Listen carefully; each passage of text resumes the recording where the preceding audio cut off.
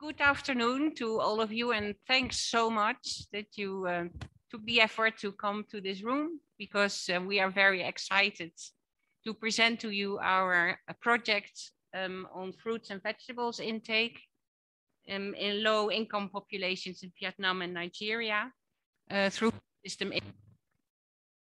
And between ourselves, we call this project Frugi's project. This project is actually responding to a concern of the poor diets, which is a major cause of malnutrition in all its forms, and also to non-communicable diseases that are diet related. And one of the main components of a healthy diet is fruit. According to the WHO recommendations, people need to eat about 400 grams of fruits and vegetables per day. And there's a lot of research indicating that if you eat less than 400, it forms a for developing micronutrient deficiencies, but also heart disease and some.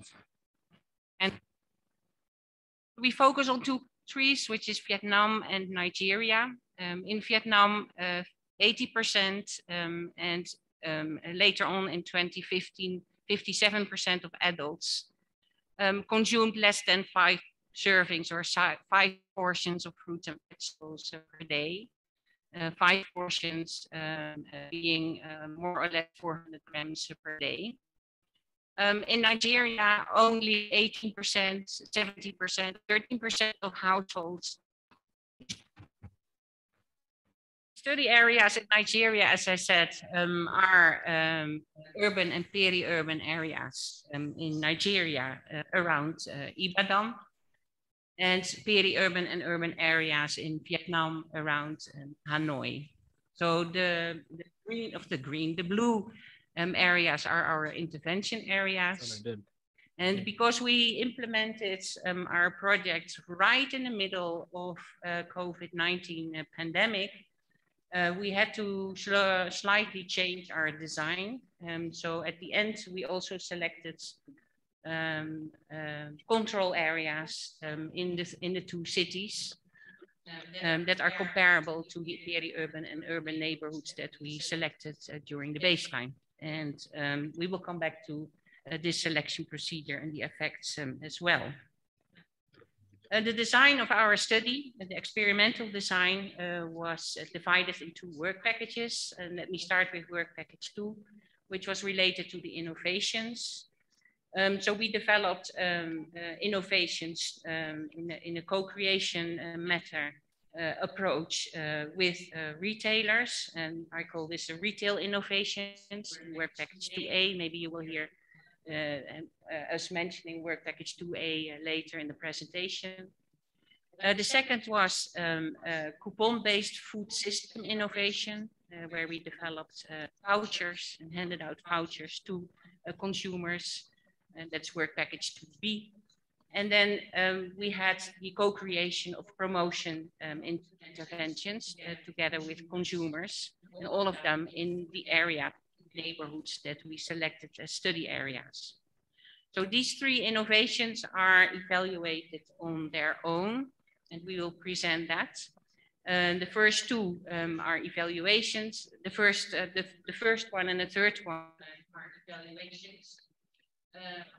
are evaluations. As a baseline and endline comparison. The second one, so the voucher study, is a randomized control trial, and will be explained in the next presentation as well. In work package 1, we evaluated the 3 interventions together and looked at what the impact is on fruits and vegetable intake. We plan to do a baseline endline comparison and monitoring of fruits and vegetable intake during the intervention. But as I said earlier, we were heavily affected by COVID-19, and therefore we added a 3rd component, which was an endline comparison of control and exposure groups. And we will all present that. So after this short introduction, we will run a recording of a presentation by Yemisi Situ, She's from the University of Ibadan. She is online, but because of the uncertainty of the internet connection, we have chosen to run the records, but she will be online available for questions afterwards. Then we will follow with a presentation of the voucher innovation that will be done by Alan de Brouw. He's from IFPRI, and he will be online, and we will try that he will do the presentation live online when internet is helping us. That will be followed by a presentation on the promotion intervention by Folake Samuel, who is sitting here beside me. And she's from the University of Ibadan in Nigeria. And the last presentation is on the overall evaluation on the impact of fruits and vegetables, which will be done by my colleagues Elise Tausma and Julia Pastori, both from Wageningen University and research. So I think we should start. If you could start up the recording. So this project was funded by the Gates Foundation and FCDO. And we had 3 partners in Vietnam and 1 partner in Nigeria that worked with IFPRI, Wageningen University and ABC on this project. Hello everyone, my name is MC Shitu. To present on the retail level innovations for increasing consumption of fruits and vegetables in a low-income population in Vietnam and Nigeria. Work Package 2A was designed to help develop and test real-world interventions to increase accessibility to fruits and vegetables in low-income neighborhoods in both countries. The approach used in conducting this was co-creation. We did 4 main things. First, we explored current bottlenecks in selling diversity of fruits and vegetables and thought through possible solutions. These solutions were conceptualized and listed, and then concretized, made efforts to sit down with the participants to design concrete ways of actually taking these solutions to the real world. And they then had to choose which ones they wanted to implement. And then once we had that settled, then we went through the testing process where these solutions were tested. In terms of implementation, a lot of time was spent initially just planning and carrying out the co-creation process. And then it took about 6 to 7 months in each country to be able to actually implement the prototypes that we're going to discuss in other slides. In Vietnam, they ended up with 2 main prototypes. One was providing nutrition advice and sorting the fruits and vegetables by their nutrient contents. And the second was providing loyalty cards to the vendors to give to the consumers. Here's a picture of the loyalty cards in Vietnam, from which consumers were able to derive benefits like discounts. In Nigeria, vendors were more interested in what they could see and touch. So the conclusion was they needed to improve the way they displayed and advertised their wares. So in the first cycle, we ended up with some improved palettes for display of fruits and vegetables, and also some umbrellas with fruits and vegetables and aprons to be able to make them distinct in the marketplace. Nutrition education was also provided in Nigeria, with flyers given to vendors to give to their consumers. In the third cycle, we ramped up the display prototypes as more vendors were interested in this when they saw the results from the first cycle. And so really attractive displays were constructed and co-created with the vendors, and depending on the kinds of wares they were selling and where they were and where they were based and what they were allowed to be able to use. So it was really customized to their needs.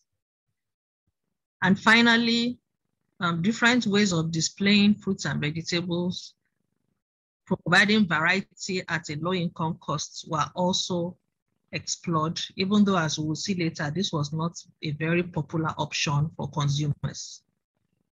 Across all cycles, because once again, we had done a needs assessment before we started developing the prototypes.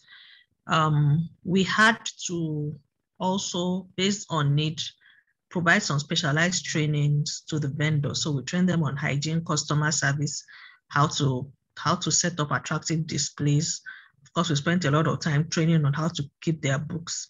And we also taught them on nutrition education, on how to disseminate the 5-a-day recommendations from the WHO. We had a number of monitoring and evaluation tools to be able to assess how well the intervention was going. We asked consumers and vendors how satisfied they were with the prototypes. We had an end-line survey at the end of the entire project to find out how our study households interacted with the retailers, and then what we call an output, a performance indicator. We kept the books of our vendors over the period of the interventions. Generally, vendors were really happy with the prototypes in both countries. Consumers liked some prototypes over others. So the consumer satisfaction surveys and the end-line surveys had similar results. So I'll talk more about the end-line surveys in the next few slides. So for nutrition advice, while most consumers did not get the advice, among those that did, a large majority of them, as you can see, were quite satisfied with the advice they got, and it influenced their consumption decisions. The loyalty cards were clearly not as popular, as less than 30% of those who received them said that it influenced their purchase decisions. Consumers in Nigeria clearly prefer the display palettes, particularly the ones given in the third cycle. They were impressed with the hygiene and customer service trainings given to the vendors as well. The least impactful interventions were those on nutrition education and the food combos. They were the least popular. In addition, as was said, one of the major performance indicators was taking track of bookkeeping information, where sales of major fruits and vegetables being sold by the vendors were being tracked on a day-to-day basis. We know that there's a lot of literature on bookkeeping and getting low. It was a really, really difficult exercise. The data was difficult to use because of a lack of a counterfactual. In Nigeria, there were no standardized weights, so we spent a lot of time trying to figure out the measures. And because it was not a culture for the vendors, they couldn't continue after the project. And the data quality overall was suspect. A few key lessons. First of all, this whole exercise was very time consuming for vendors. And so we weren't able to convince all of them to finish with us. We lost some of them. And they really struggled with the time requirements, particularly for all the meetings and workshops. The project time frame, once it did take off, 2 to 3 months is not enough time to be able to, really assess the impacts of some of these interventions. And then during the period of the project, we had COVID.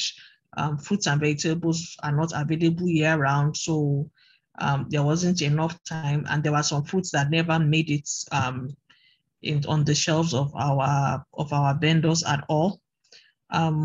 Co-creation in practice, is meant to give a lot of power to the vendors, but we couldn't always practice it like that. Yes, it was, yes, things were done. We cooperated with the vendors to be able to come up with these ideas, but there were times we almost had to guide them. And so we had to tweak the methodology at some point, and then the monitoring for the bookkeeping in particular.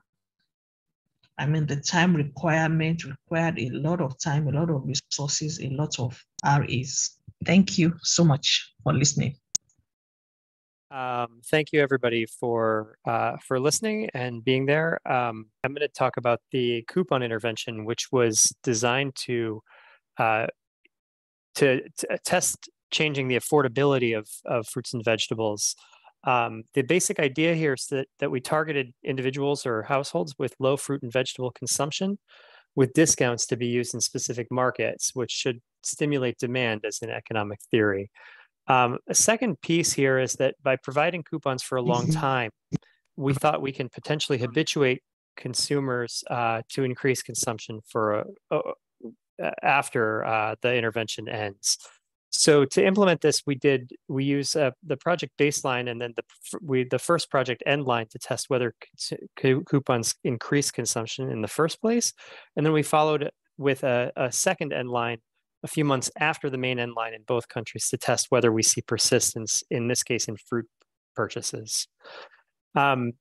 We thought a lot about the implementation of these coupons, but I want to just give you a couple of details.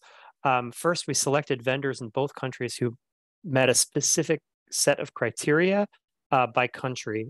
So there were 22 vendors in Vietnam and 37 in Nigeria. We randomized the baseline consumers into 3 groups. One received what we called small vouchers. Again, we thought about this a lot. So a smaller value, and the second, a larger value, basically. And then there was a third control group. The coupons were good for 2 weeks. They were regularly distributed to beneficiaries for 5 months, but we had to end distribution in Vietnam a little bit faster than we wanted to, which was hastened by the Delta variant lockdowns. Okay, I'm going to the next slide, which shows the coupon design. So the coupons were pretty simple. On the front, there were the fruits, or in one case, a vegetable, the garden eggs in Nigeria, which were eligible for the discounts. And then on the flip side, which you see on the right now, we had the vendors basically record themselves and what was purchased, so that we could track what was being purchased with the coupons. I'm going to go to, so that's what I'm going to share on that. Just quickly, in the next slide, we're going to talk about research quality assurance. We did quite a lot to make sure this was a rigorous trial. We wrote a protocol for the Bill and Melinda Gates Foundation that was externally reviewed. We responded to those reviewer comments, and then we also set up and sent the protocol to a small advisory committee for additional comments, which we then also responded to in our design. We then registered the trial with the American Economics Association RCT registry, and we wrote a pre-analysis plan in advance of looking at the endline data. So let's look at the coupon redemption over time.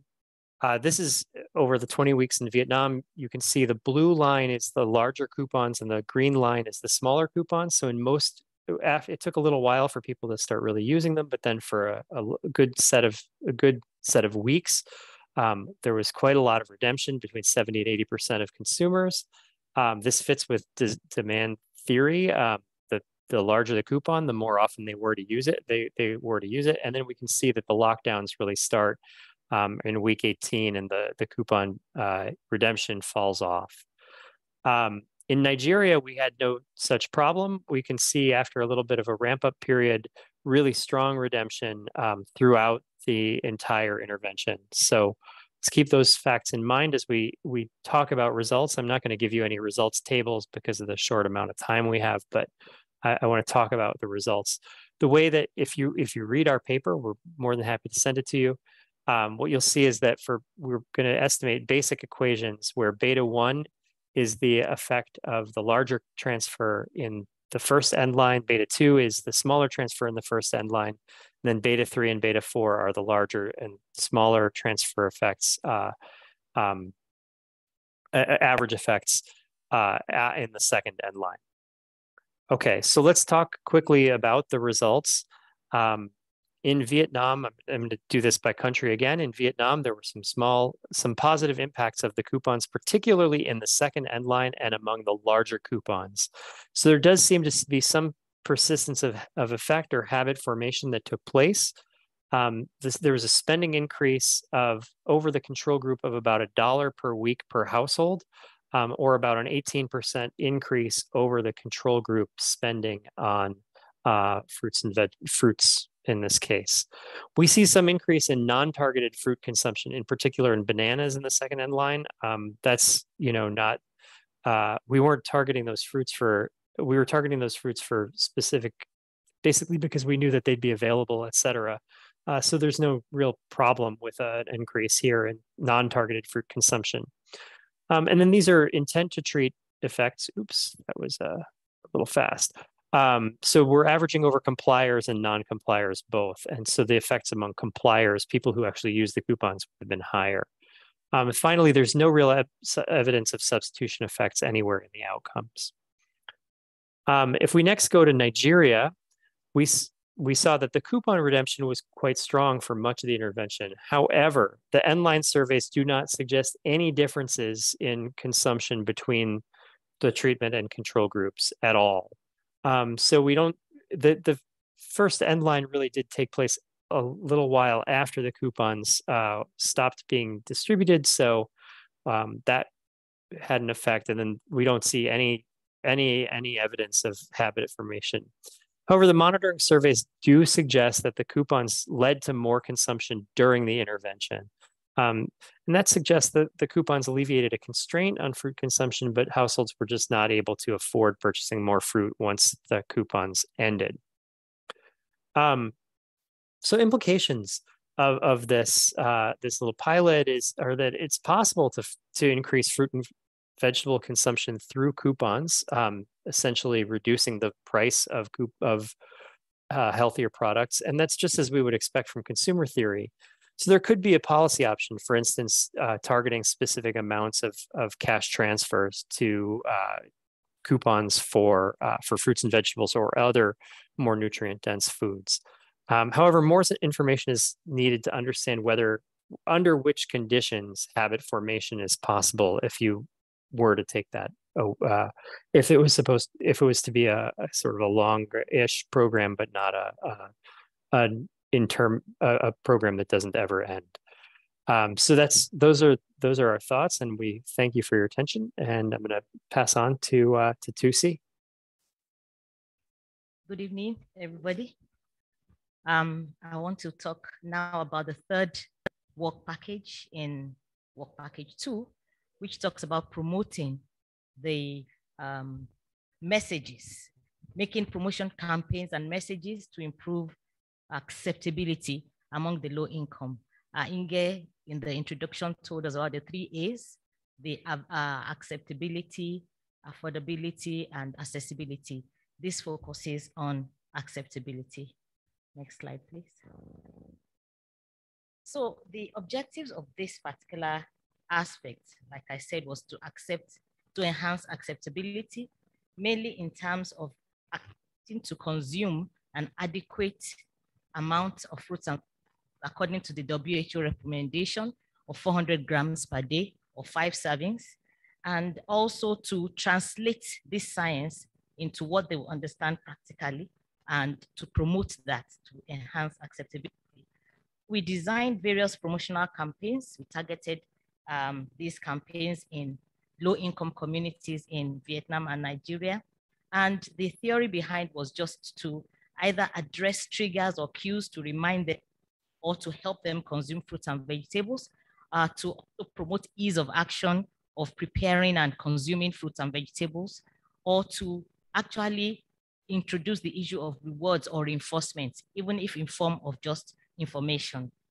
The insights into designing this, we got from a study that we did earlier, the barrier analysis study, which looked at psychosocial, food environment, and individual factors that were driving food consumption, fruit and vegetable consumption among the low income. And we also got insights from the co-creation process. And that is what I'm going to talk about next. Next slide. So the co-creation of these promotional campaigns were done by the community and the researchers. And from the literature, we know that that approach looks at the project members, the co-creators, not as beneficiaries who are passive, but who are actively involved in thinking through solutions. The principles behind co-creation are four.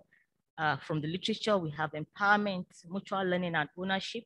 Then it also promotes transparency, openness, and involvement and effectiveness is one of the principles. And these are some of the indicators that we also use to evaluate the process of our own co-creation.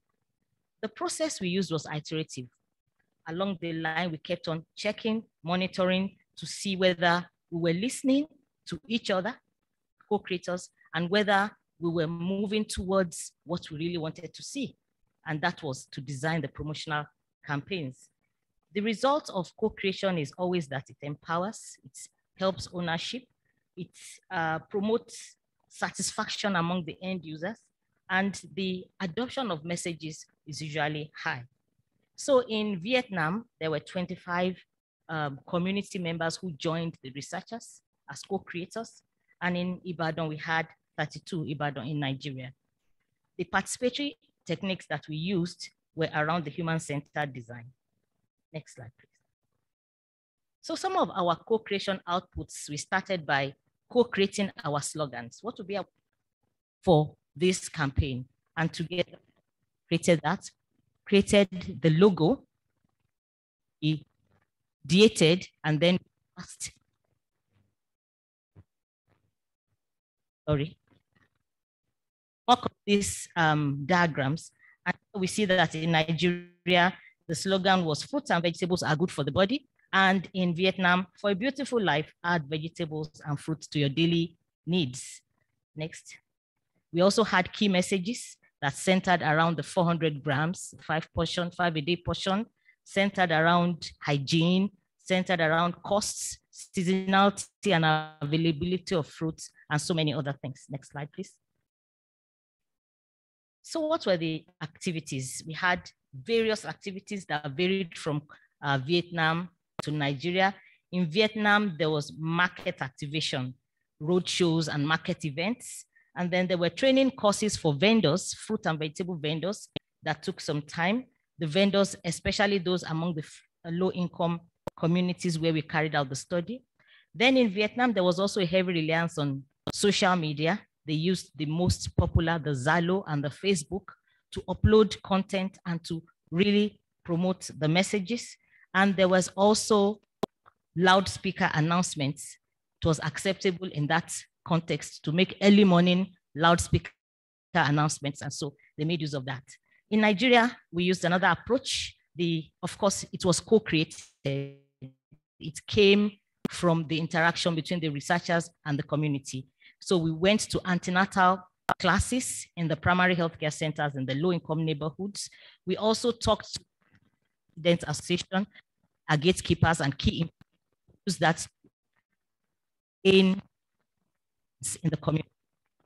The religious center is really very heavy on faith-based activities. So we went through the churches and the mosques and went to some of them in the community, sharing the information, using posters, leaflets, cards, seasonal calendars, and all those other things all those other platforms that we used for the promotion campaign activities.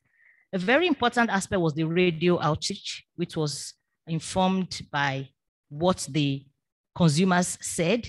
As low-income consumers, that was the most used social media platform for them. So we used radio, and we had public service announcements, drama episodes, and expert talks with calling from the community where they could, they could actually win prizes if they got the answers right.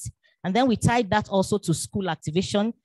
School children were taught about nutrition, about food, fruits and vegetables, and enrolled in a competition, which was finally ended on the radio program and then linked to a grand event in the community where a popular Nollywood actor was invited. So all of it was kind of linked together. Next slide, please. Results now. Because we have a very short time, I'll just summarize the results. The results of the campaign messages, 72% of the consumers in the end line said they heard the messages in various forms, and the reach was mainly through the radio and the religious centers. The influence on acceptability of adequate daily fruit and vegetable consumption also showed that those who were exposed to the intervention reported that it impacted their fruit and vegetable consumption, and the most influential message to them was that the fruit and vegetables gave them overall health benefits. For the perceived importance of fruit and vegetable consumption, for those who were exposed, there was significant increase in the perceived importance of eating fruit, but not vegetables. And then for the knowledge of recommended intakes, that one was also a bit spectacular because at baseline, there was none of the participants who had ever heard about the 5-a-day. But that increased, that significantly increased at the end of the study. And this was more among the participants of the study than among those who were not the control communities. And there were more men than women who actually understood the message. Next. For the co-creation process, like I said, we evaluated using the principles of the co-creation.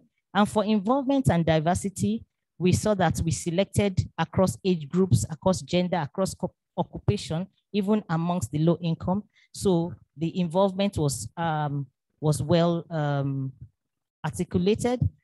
We also had problems with the pandemic lockdown. So we had attrition, but we made up for that because at the beginning we oversampled those who were supposed to be co-creators in the program. Then we also gave them a lot of reminder calls. For transparency and openness, the co-creators said they felt respected, that they were well informed about the process and about what they were expected to do, and that the decision-making was also such that they appreciated it. They took the lead in so many of the decisions we took, the decisions about the slogan, about the key messaging. The only aspect where we saw that the researchers had to take the lead was in the aspect of problem definition. Empowerment and ownership. Sorry, the last, yeah. Empowerment and ownership, like I said, the co-creators felt their ideas were heard. They also expressed that it was kind of, they were happy that they felt they were in part of something that was bigger than them and that they were impacting lives. Then the effectiveness and learning, we worked together, we learned and shared knowledge, and even the researchers reported that this was a good period of mutual learning for them.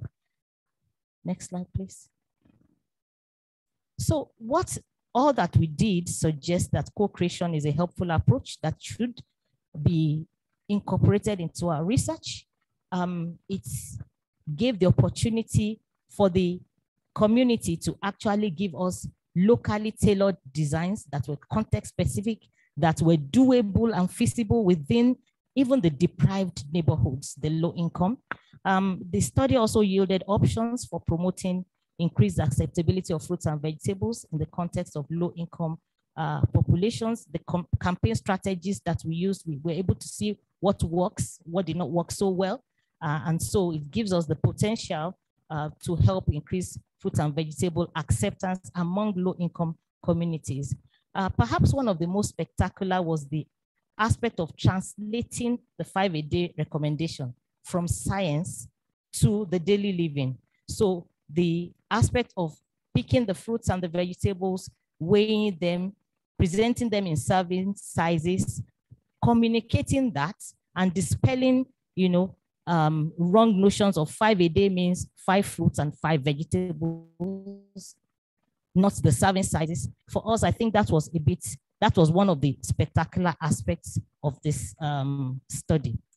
Another thing is that equitable partnerships that we formed and the knowledge sharing and the joint learning between the community and the researchers shows that co-creation is a process that empowers the voices of the poor. We're able to hear them, they were able to hear us, we're able to understand one another, and this can help us in future researches. Thank you very much. Thank you, Folake. And of course, we are all very eager to know what now the effect was on the fruit and vegetable intake in the neighborhoods that we studied. So I would like first to give the word to Elise, who will explain the design, and then will be followed by Julia with the results. Yes, very exciting, right? Are we still awake? I hope so. So I'm Elise Talsma, assistant professor at Wageningen University. And together with Julia Pastori, who is a PhD candidate, we will share the results of the interventions, of the overall results of the interventions that you've just been hearing about. And Julia just handed in her PhD thesis about this topic. So I also decided all the difficult questions go to her so she can practice. Okay, so that's decided. Okay, next slide. Yeah, so the overall aim of our project was to assess the effect of the project on the fruit and vegetable consumption. But we also wanted to know, when you were exposed to more interventions, whether that also had an additional effect. Yeah, so that was the secondary aim. Next slide. So the study design is as follows. You have the intervention period, and that was as long as all the interventions were running. So then at the when all the interventions were finished, we measured the effect in the participants in the exposed areas and compared that with the control areas. Next slide.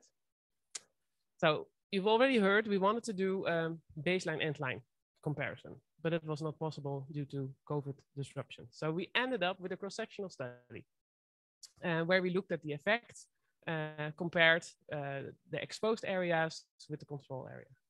Well, we selected the control area at the end of the study, yeah?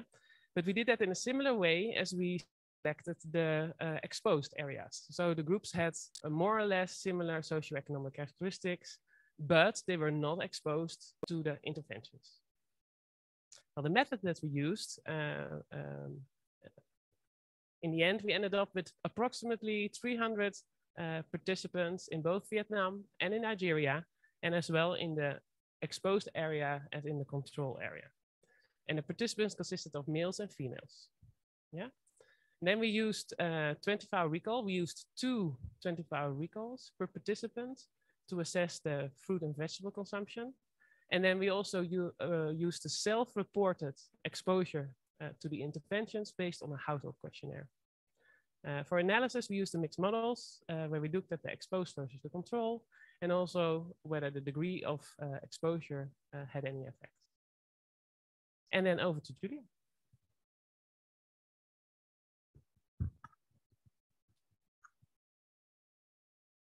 Yes, so then we compare fruit and vegetable intake from the exposed area to the control areas. And here you can see that in Vietnam, we found that the respondents in the exposed area had a higher intake of fruits, but we didn't find any significant results in only vegetables and fruit and vegetable together. For Nigeria, we found differences between the exposed group and the control group in all food groups. So for fruits, vegetables, and fruit and vegetable together. And as you can see, the differences are quite large, especially for fruits, only for fruits and fruit and vegetable together. In the analysis where we compare the degrees of exposure, so means that we compare the respondents that were exposed only to 1 intervention or 2 intervention or 3 intervention together, we found that in Vietnam, respondents that were exposed to 3 intervention and a higher intake of fruits and vegetables, but not fruit and vegetable together. And these results were not statistically significant, but we found a positive trend. And the same for Nigeria. The results were not statistically significant, but we still found a positive trend, especially again for fruits and fruit and vegetable together, but not for only vegetable. Next slide, please. So in summary, we can say that overall we found a positive impact of the overall project on fruit and vegetable consumption, and this was more clear in Nigeria rather than in Vietnam. We found a stronger impact on fruits intake compared to vegetables, but this was also a bit expected because the majority of the intervention focused more on fruit intake than vegetable intake. And we also found an indication that being exposed to multiple interventions at the same time are more effective than being exposed only to one or less interventions. So the putting together a comprehensive approach seems to work better. Next slide, please. So we can conclude that an integrated intervention on accessibility, affordability, and acceptability can increase fruit and vegetable consumption in our study population. So the overall approach of the FBN project. Yeah, thanks for the attention, and we are available I'm available to answer questions.